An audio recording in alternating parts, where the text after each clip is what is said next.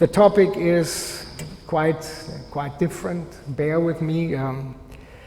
I'm supposed to talk about unilateralism, exceptionalism, de-Westernization, and our global order. That's quite a mouthful. And I owe you explanations of all these terms that I'm using, and well aware that all of them are loaded with controversy. But we cannot escape the fact that they are all part of the current debate in the US, in Europe, in Asia, in Africa, around the world.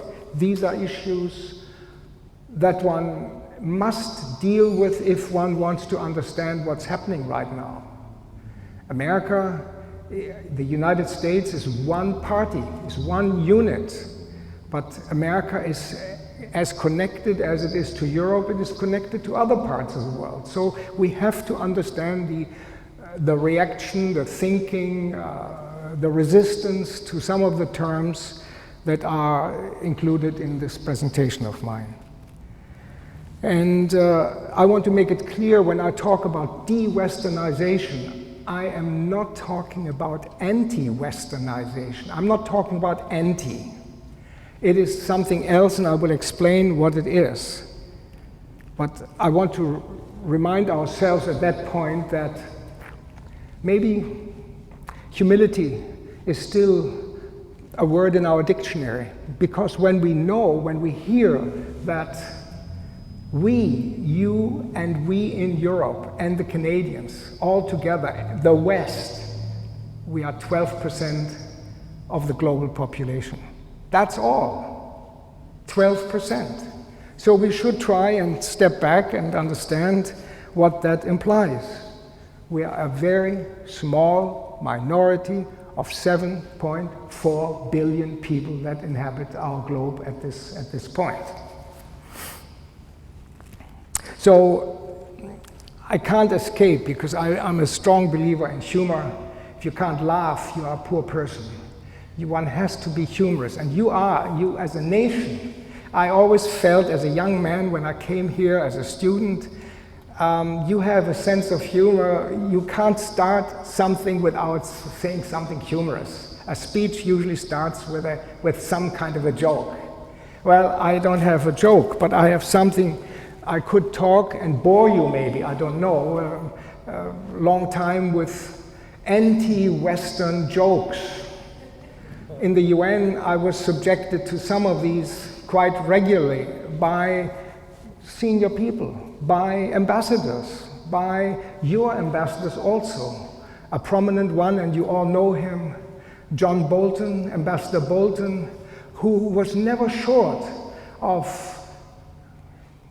cynical or humorous remarks about us, about international life, about Western importance, and the rest didn't really count. And he, for example, would say more than once, well, the United Nations building in New York has 38 floors.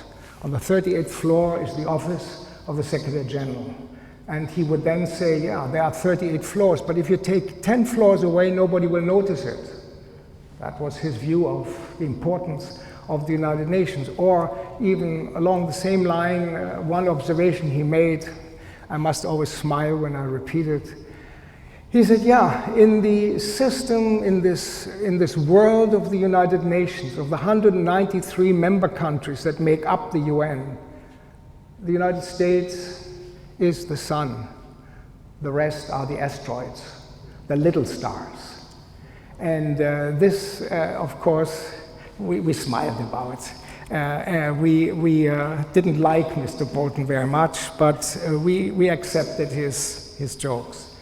Now it should get a little bit more serious, and I want to talk first about de-Westernization. Keep in mind, please, the 12%.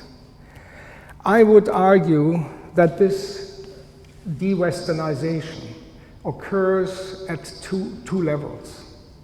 The level one is a very natural element, a very natural part of globalization. Globalization has to mean, by definition, de-Westernization. More global, less Western.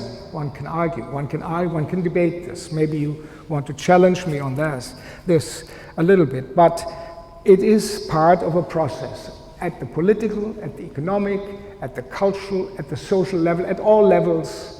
We see a very natural process of more that is not Western than that which is Western, seeing it in a global context. And that philosophy which we in the West have followed for a long, long time, this one-fits-all kind of approach, is no longer really realistic.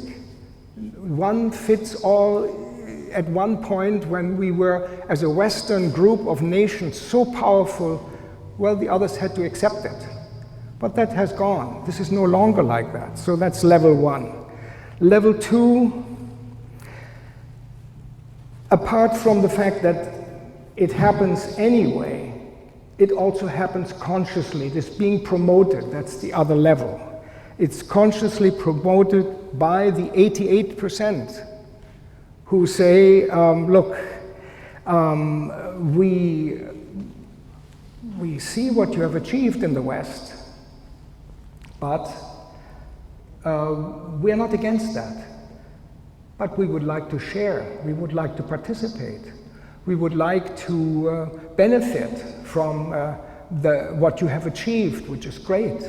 There are level-headed people who don't live in the Western world who argue that way.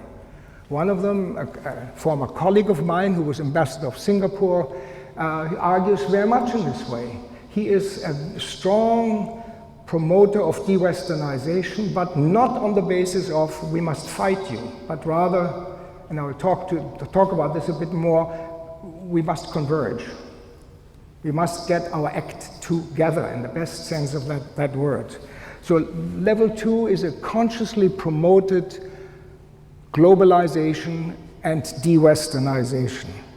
And of course, in many ways, this is totally, if you look at it not from our narrow point of view, but from a wider perspective, how would you feel if we as Central European countries and the US and Canada enter into trade negotiations in the so-called Doha round of trade of the World Trade Organization, the WTO, and argue for free trade, while at the same time we continue with agricultural subsidies, we continue with carrying out all kinds of, I have no time to go into details, with so-called non-tariff barriers, which means you still block the imports of countries in the south, whether it is sugar or wheat or cotton or whatever, very concrete examples that show we preach free trade, but we want to have free trade for us, not for the others. So naturally, the 88% increasingly argue against that. And as a result of this consciously promoted de-Westernization, you have today things which in many respects go unnoticed.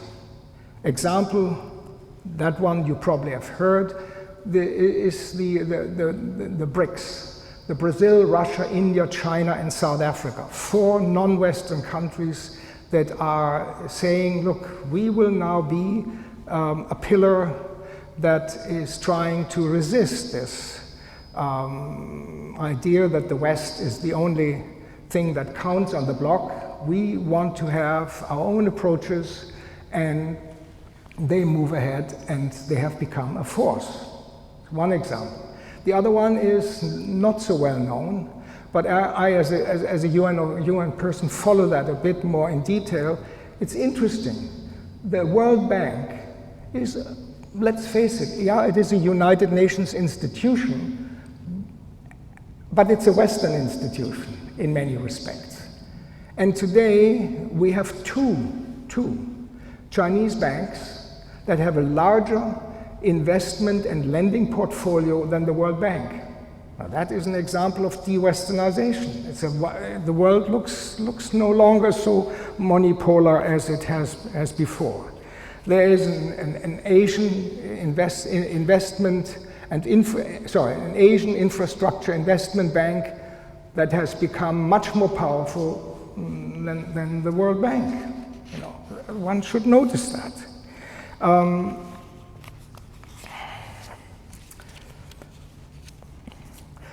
The trend is clear at both levels. The conscious promotion of de-Western alternatives and the natural integral part of this process of enlargement, the enlarged debate about our world order.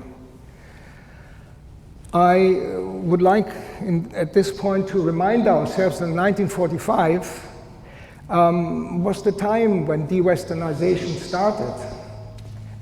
In fact, this document here, the United Nations Charter, is in a way a document of de-Westernization, and I explained that a little bit. But in 1945 was the beginning of this decolonization process. Countries in Africa, in Asia, in Latin America became independent. That was moving away. The umbilical cord to us in Europe was cut. So this started, maybe was the beginning of a conscious de-Westernization. But at the same time, in these early years, de-Westernization still was not so strong that we could not talk about our world as a Western world. It was still very much a Western world. And if you look at who signed this document in San Francisco in 1945, these were 51 countries. Well, if you analyze, I did, who were these 51 countries, then the vast majority were Western countries, or at least Western-oriented countries. And the composition of the UN at that time, apart from the General Assembly where you had a predominance of Western countries present, you had the Security Council, and the Security Council consisted then of 5 permanent members, 3 of which were Western countries. 2 of them, Russia and China, were not Western countries. So even there in this policy-making, decision-making, political decision-making circumstance, it was the Western countries. And the wise people, among them Eleanor Roosevelt, who were so active in creating the United Nations, were those who said, look, this looks too strongly Western. We have to balance this a bit. And out of that came a real anomaly, which is often forgotten, and that is in the General Assembly, you had the Soviet Union, not with 1 seat, but with 3 seats. The Ukraine, Belarus, and Russia had a seat in the General Assembly in order to make it a little bit more balanced, very little. In the Security Council, on the other hand, there was only 1 permanent member from that part of the world, and that was the USSR, that was the Soviet Union. But Russia, Ukraine, and Belarus had their own independent status in the General Assembly. How does it look today? I said a moment ago, you have now 193 UN member countries. Well, the composition is very different. Today, one cannot even remotely argue that this is a Western majority. It's not. The West is today in the United Nations General Assembly a minority. The majority are non-Western countries. And not forgotten in all this is that in this document, the seeds of de-Westernization have mushroomed, have grown. It talks about the equality of states here. equality of states. That means Samoa is equal to Belgium, and Thailand is equal to South Africa or Canada or whatever. That has to be accepted. We can't argue about it. The same as sovereignty, sovereignty of nations. The word sovereignty became vitally important in the psychology of international relations. Sovereignty means I decide, not you. So if I'm in Ghana, this was the first posting I had with my family. We were in Ghana in 1968. Ghana was independent. Ghana was sovereign. Ghana had political independence. And then another term came in here, to which we in the West, you in the US and we in Europe had to get used to, and that is dialogue at equal level. So if the American ambassador to the UN said something, or the German ambassador said something, and then came the Kenyan ambassador, well, his argument had to be looked at as much as we had to look at our own arguments. So things have changed a lot in these 71 years from the time when it was no question the West was the engine and the rest had to follow. And a lot has happened during this time. And we have to, one can criticize endlessly. And the UN is at the moment so heavily criticized, and not for the wrong reasons very often. But please, when you look at the United Nations has many faces, and the United Nations has two legs. And one leg is the one that is being rightly criticized, and that is the political United Nations, the Security Council, the General Assembly. One can criticize. The other United Nations is the operational United Nations. Are the 55,000 men and women that work in that body globally, in all 193 countries. When there is an earthquake, when there are refugees, when there is climate change tragedy, like there is in the Central African belt today with drought, when you need to introduce new technology, when you need to establish telecommunications, when you must help countries to establish their postal system, the UN is there.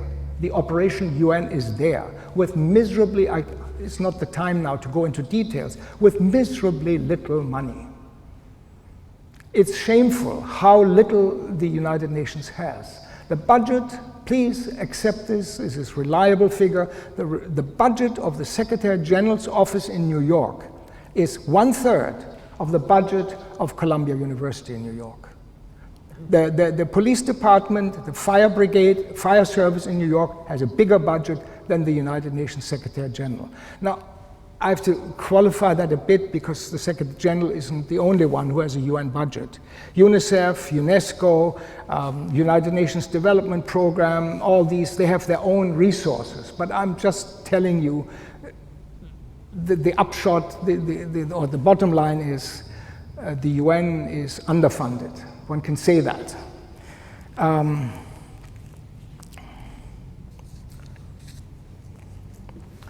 In 2016, it's also fair to say that the 88% simply argue, can you object, can you be surprised? We want to participate.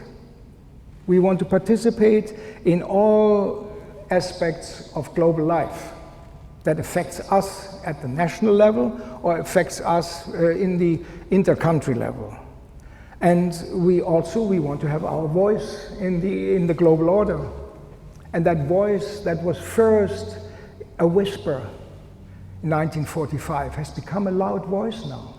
Creates a nuisance for us because we are so used to calling the shots, deciding what needs to be done, imposing our models on others.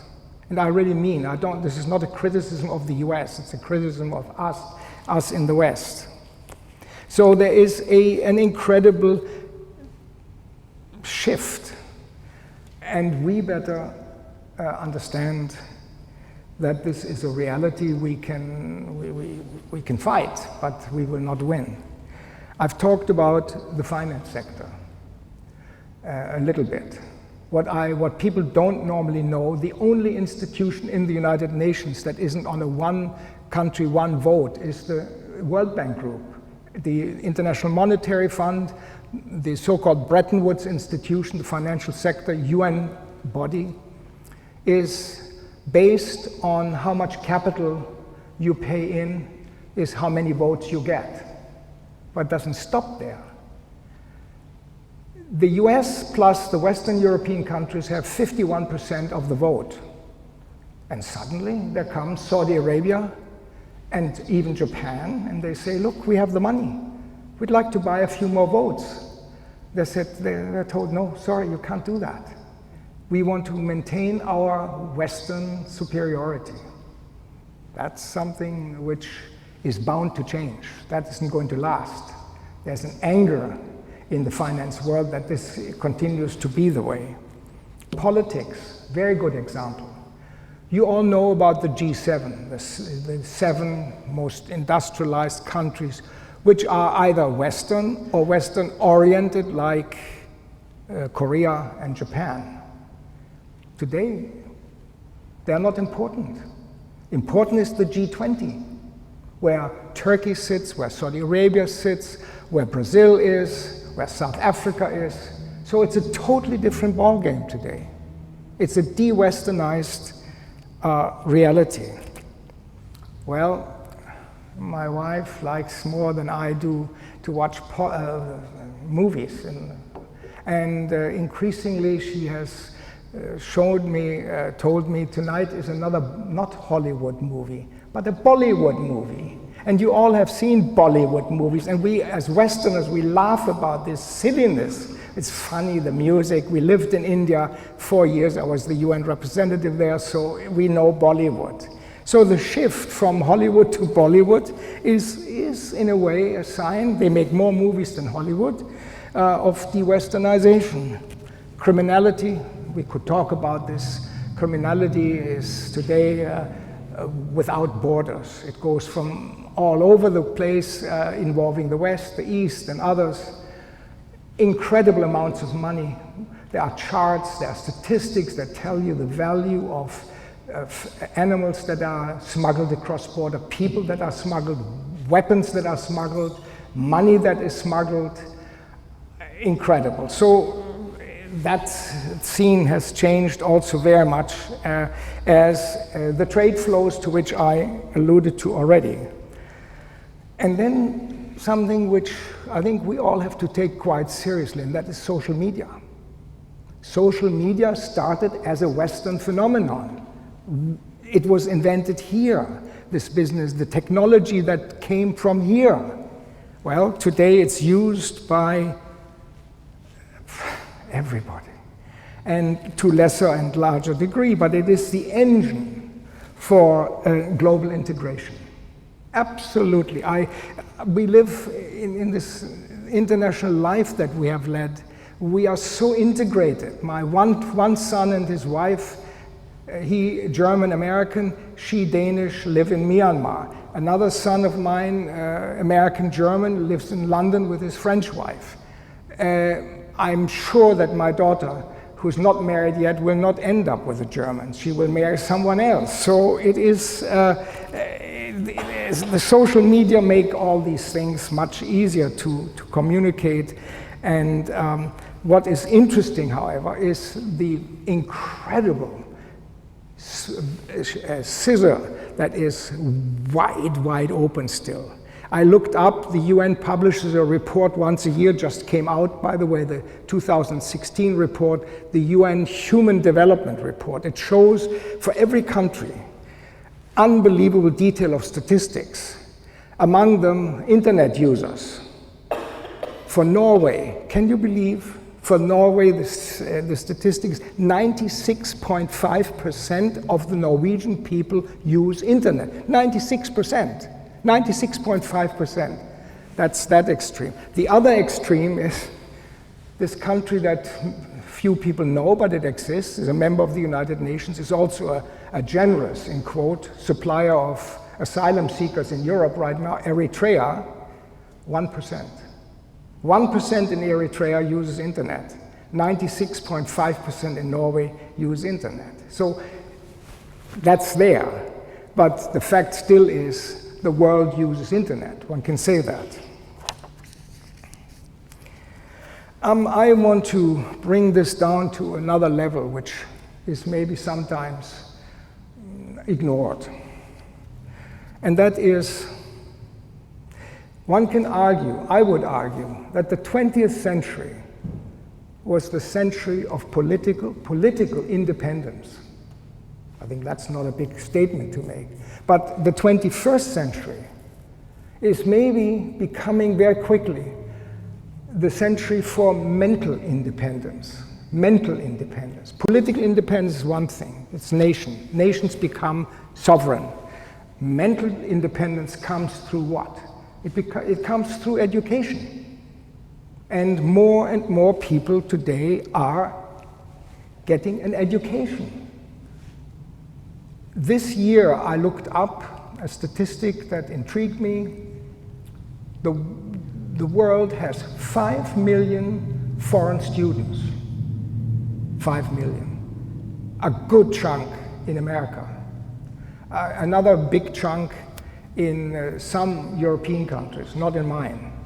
There's a language barrier also. But in the UK, in the Scandinavian countries, in the Netherlands, Germany beginning, because we are switching. I'm teaching at the university and I'm teaching in English. So that's a shift, that's a change. So, and that's one thing. The other thing which is more relevant to our debate here is that more and more centers of excellence develop outside of Europe, outside of America, outside of the West. That's de-Westernization as well. So one can summarize this by saying de-Westernization, many kinds, many origins, and if we don't watch it, I'm coming now to the next point that I want to make. If we don't watch it, we will, in being stubborn, in being hard-nosed, in saying our answers are the best answers, we are quickly creating new flashpoints, crisis flashpoints. And I think we have to watch that very much. If I leave it at that, you will say, okay, anyone can make a statement like that. Give us examples. Well, the examples I would give you is, first I've noted here, I switch it now so it doesn't look too US focused. I will now say first, the first flashpoint is the NATO expansion into Eastern Europe. That is very clearly a major new crisis flashpoint. And we are horribly dishonest here. We are fear factor again. The fear factor, well known in America, fear factor. The Baltic countries are afraid of Russia, and we cash in on that. We now have a presence. The Germans have a battalion in one of these countries now stationed. You have. Other Western NATO countries have. So here we are creating a really new theater of conflict because we still think that NATO has all the answers in terms of international security. The other one that I had listed first, that I now list is, I think it is a grave mistake for the US government to start fiddling around in the Pacific. This pivot in the Pacific, this battle where the Philippine authorities, before this crazy man was elected in the Philippines, made the point, please, you outsiders, let us negotiate what the future of these islands is among ourselves. No. The US Navy wants to be there, the US government wants to be there, and countries like the Philippines and Vietnam skillfully exploit that by sort of aligning themselves with that, because they know they get something out of it. They get military equipment, they get other concessions, trade concessions, whatever, and it is a very dangerous, I think, development that isn't necessary. You're challenging the sleeping tiger there, the Chinese. You will say, what nonsense is that? He's not sleeping. Maybe commercially he's not sleeping, but the Chinese know that their future is very much linked to global peace. If they don't have that, then a lot of things will not go as well for the Chinese. Then you have, as another example, is this, obviously, this tsunami of refugees that come from the Middle East to Europe now. That's a clash between West and non-West. I can talk more, maybe you have questions, but one that you don't know, don't read much about, yeah, you may know, but one doesn't read much about it, is what is brewing here in the Arctic. You have the Arctic riparian countries like Norway, like Denmark through Greenland, like Canada, like the US, like Russia. Ooh, there's a lot of stuff that's happening there. I can tell you there is a real crisis is evolving with people trying to argue that this is our territory, the Russians planting a flag on the bottom of the Arctic Ocean and whatever nonsense, but it's a flashpoint. And as a response to stubbornness of the West, new alliances are evolving. One of them is this, now one reads more about it than 2 or 3 years ago, but today one reads a lot more about SCO, the Shanghai Cooperation Organization. Now, I say, but people in my university disagree with me here, but I still maintain that the SCO, which was created, no coincidence to the 9/11 incident, it was created a bit before in 2001, consists today of 10 member countries. Well, okay, so be it. NATO has 28. But the 10 is interesting, is the composition. 4 out of the 5 Central Asian republics are members. The one that isn't is Turkmenistan. Plus, of course, the 2 key members are Russia and China. And then, now it comes, Iran and Pakistan, India. India and Pakistan are constantly at each other's throat, but there they are together. And the most recent addition is Afghanistan. Afghanistan, okay? So you have alliances that were not created because of against the West, but they have become vehicles to fight stubborn West, what I would call Western stubbornness. So we have a clash here, and the clash involves this, in the broader sense, disagreement over, some people limit this only to the US, I don't, unilateralism. Unilateralism is led by the US, but it's also involves also other Western countries. So it's a fight against unilateralism. And it certainly is a fight against exceptionalism. Exceptionalism. I will talk a little bit about all this. In the 1990s, exceptionalism, the most prominent proponents of that were clearly the neoconservative elements in the United States. They created this. My students look at me and they say, what does he want to say now? The PNUC was created by, what is PNUC, they say? PNUC is the Project for the New American Century. This is that construct involving such people that all of you know, like Donald Rumsfeld and Wolfowitz and Richard Pearl and Eliot and all these people that Crystal, one hears and reads about. And it's, yeah, maybe my humor motivated me to write this down, but I did write, because I think it's in a way funny, when Henry Kissinger once said, all US foreign policy is interior policy. We don't need foreign policy. It's all interior. For us, it's all interior policy. Okay, that's one.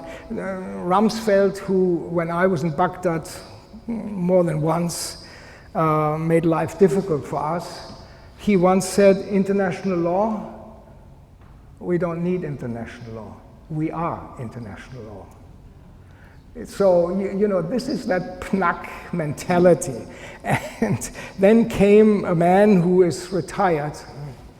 I shouldn't say that, I'm not an American, but I will say, I'm glad he's retired, is Jesse Helms, who came into the UN Security Council when I was in Baghdad. He made this famous or infamous statement pointing at 14, not at his own ambassador, but at 14 ambassadors that were sitting there out of the 15. He said, if you do what we want you to do, we will strengthen you. But if you do something that we don't want you to do, we will marginalize you. Well, that is Sponeck. That is exceptionalism. That is something which I think has defined US international relations quite negatively over a long period of time. And it also has defined the relationship the US had with the UN. Our memory is not so bad.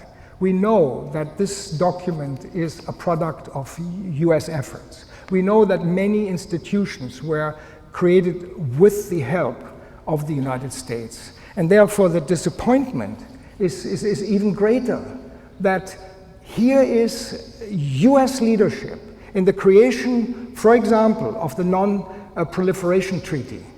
Here is US leadership in creating the Comprehensive Test Ban Treaty, Nuclear Test Ban Treaty. And yet, the US Congress has in all these years not managed to ratify these two agreements. It is incomprehensible to me that there are two, I've said this here before and it hasn't changed since then, there are two countries that have not signed the Convention on the Rights of the Child. One is Somalia, and the other one is the United States. And why is that so? I think there is something fearful. I'm cutting down because I'm talking too much. I have still things to say, but there is a fear about this foreignness. And somewhere in my notes, I have written down something which historically shows that the US, I come to it maybe a little bit later, that this goes back to even the days of George Washington, when there was a fear to deal with something foreign. And this is much to the detriment. Intellectual leadership, we have had good intellectual leadership from the US, but the political leadership was wanting, didn't take place. And the examples I give are maybe, and I could have added, I forgot to mention it, the International Criminal Court. The International Criminal Court is not something to which the US was opposed. The US helped to create this. The Rome Statutes were formulated with US assistance, but there's no chance that the US will join the ICC.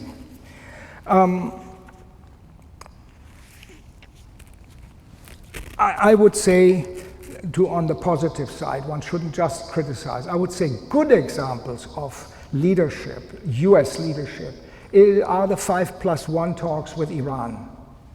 The US was very instrumental in making that possible. That is the US government, because the US Congress acted, as you know, quite differently. And the other example, not a very glorious example, but is an example of cooperation, is the US-Russian cooperation in Syria. They try. And you know, one reason why they do this, and dialogue, personal relations. Foreign Minister Lavrov, he was ambassador of Russia to the UN when I was in Baghdad. I know him fairly well. We met regularly on a tour, one-on-one basis, because he was interested in Iraq when I came from Baghdad to New York. He and John Kerry are friends.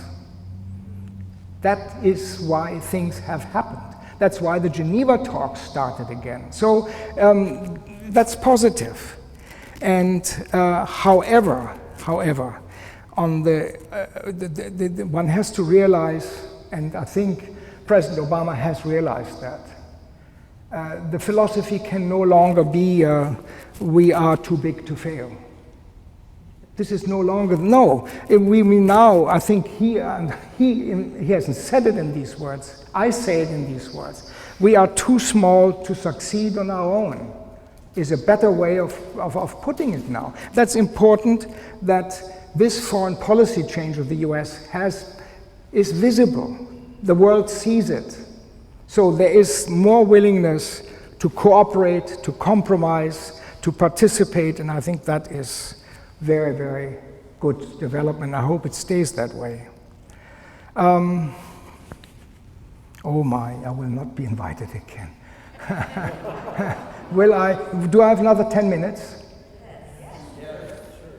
Yes? No objection. Okay, well, I will try and cut down a little bit, and yeah, let me leave out a few things and make the point. What is, in my view, extremely important is that we realize that we have, whether we like it or not, we have some things in common. Whether we are here or in Europe or in Africa or in Asia or in Australia, we have one thing in common. And that is we are, as a global order, as a global set of nations, we are all facing a few mega threats. No one escapes from that. That is, for example, it involves climate change.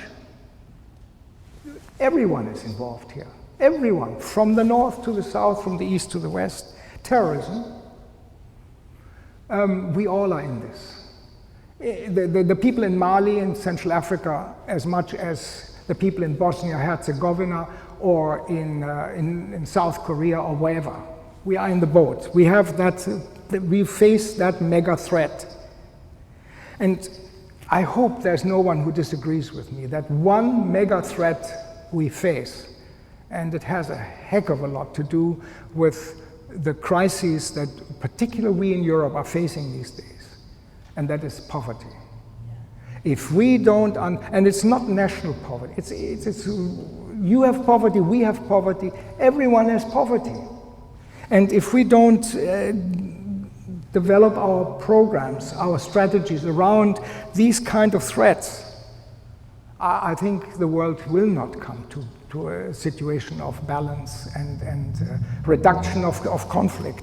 I forgot, no, I didn't forget, but I purposely put at the end another example of a mega threat that I hope you will agree with me also.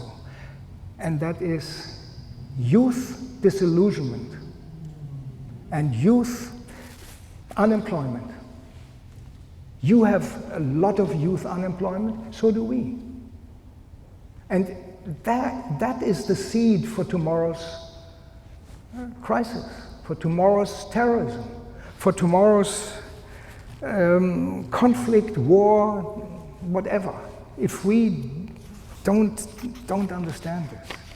And if we do understand it, maybe we will manage the intergenerational dialogue that is largely breaking down in Europe also. People, different generations, don't talk to each other. When Mr. Chirac, president of France, at one point went out on an attempt to garner the votes of youth, talked to one young man, and I can't forget it.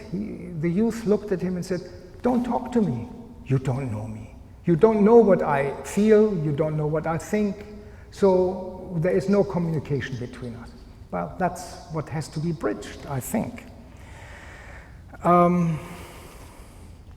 So I want to come to an end by making, very quickly if I can, 7 points here. Yeah, but I will make it quick. I will try to make it quick. And if you're laughing, then you're still on my side. But I will try. My first point is we have to accept de-Westernization, whether we like it or whether we not like it. Okay, I will not go into any detail, but come right to the second point, which is we have to understand that this unilateralism, this exceptionalism I talked about, doesn't have a future globally. It can't have a future. It calls for multilateralism, for doing things together, to garner the political will. The UN has stacks of reports. My students have a list of 19 important documents that have been created in the last 15 years, since 1997, on UN reforms, on making this international system better.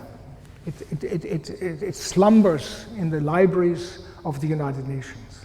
That cannot continue.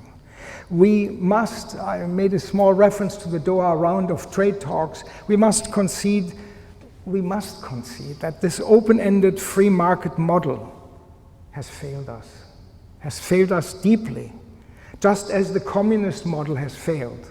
But this open market that is being proposed by powerful, well-endowed individuals here too in this country, that cannot continue if we want to have something which one can maybe more respectfully describe as trade with a human face. Trade with a human face, social marketing, that's better than what we see right now. Then the fourth point, I'm making progress with my 7 points. The fourth point is, do we have a choice? We must break these alliances that have evolved, well-established, very powerful. What am I talking about? The alliances between partisan think tanks that give the impression of objectivity, but do the opposite. They are ideologically tainted. Between them and private wealth. You read this book, I showed it to Bert today, Jane Mayer's Dark Money book.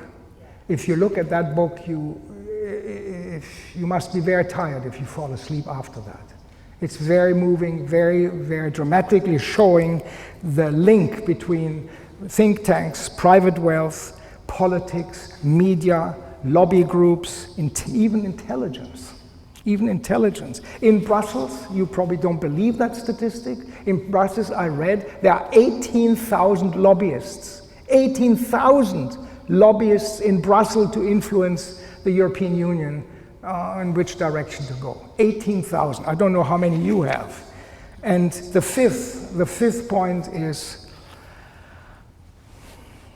how have I suffered in Iraq from that issue? And that is the power of disinformation.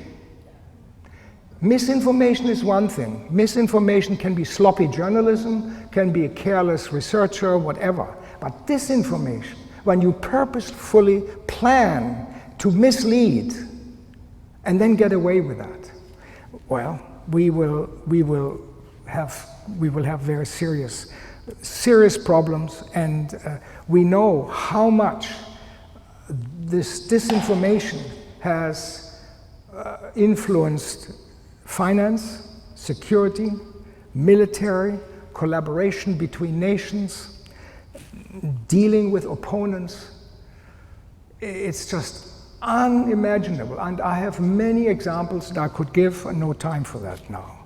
But I want to, I should like to add that in very concretely involving me in Baghdad, I had a great number of examples where there was such a purposeful, deliberate attempt to mislead.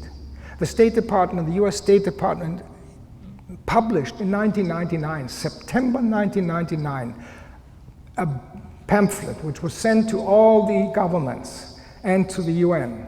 It was entitled Saddam Hussein's Iraq. When my colleagues and I saw this pamphlet in Baghdad, we first started laughing because it was page after page, invented stuff. And then we got angry. We said, no, we cannot accept this. Well, what can we not accept? We were very small fish in this tank of international conflict involving Iraq. But they were completely misleading statements. That is what I'm talking about. And the sixth point, will you, will I, will we, as a public, will we believe again in the credible intentions of politics? The restoration of public trust is a precondition to me for reducing conflict. We must restore public trust. And in that context, then I end this business, because disinformation and lack of trust, of course, have something to do. But just out of curiosity, I Googled, before I came to the US, I Googled what this company that was on record to have argued that Iraqi military in 2000 was murdering babies because of the incubator. They just disconnected. That was a completely false story involving the daughter of the Kuwait ambassador, who had never been in Kuwait because she was in Washington, tears in her eyes, making this point. And this was all put together by a public relations firm called Hill and Knowlton. So out of curiosity, I said, I wonder whether they still exist. So I looked at the website. You can do the same. Hill and Knowlton, and you will laugh because you will see what I'm now just mentioning to you. They advertised themselves in 2016, among other things, with we offer insightful research and strategy communication throughout the world. Fine, well. And then the best is we are it says that, I'm quoting, we are masters in storytelling and content creation. Can you believe that? You check it out. I'm not saying anything, or that's it. Last point, the last point maybe is the most important, and that maybe the toughest nut to crack. How do we replace impunity with accountability? How do we replace impunity with accountability? If we let people march into the Security Council, into our parliaments, and make big decisions, and walk out and maybe 5 years later collect their pension, but no accountability. If we continue like that, are we then surprised if things continue as they are now? We're creating more conflicts than we solve. Well, there are mountains of challenges I wrote here to get our global house in order. These are just, I know, they are scratches, but I don't think I'm so naive in saying this as a utopian idea that this is not all doable. It's all doable. What we have talked about here today is the changes are doable as long as accountability becomes a reality. If it doesn't, then people will get away with this. My very last sentence here is, I want to say, and that is also in a way to express my thanks for being here. 2 nights ago, I attended a political meeting in Kitsap County. And why do I mention that?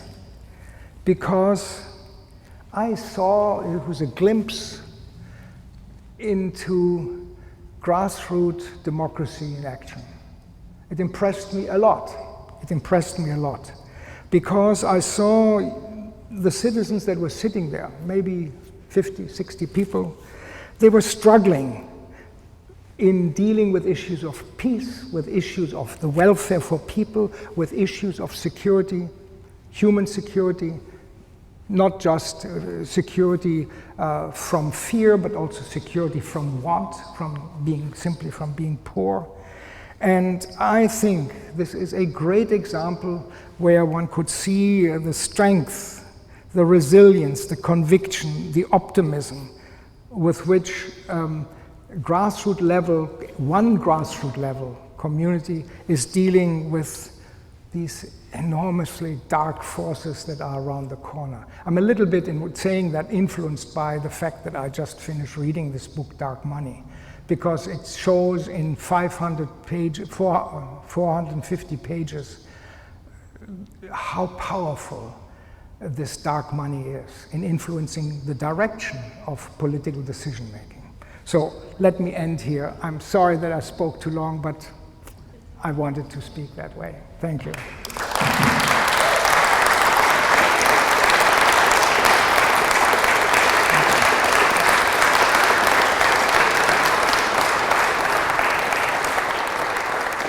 Thank you.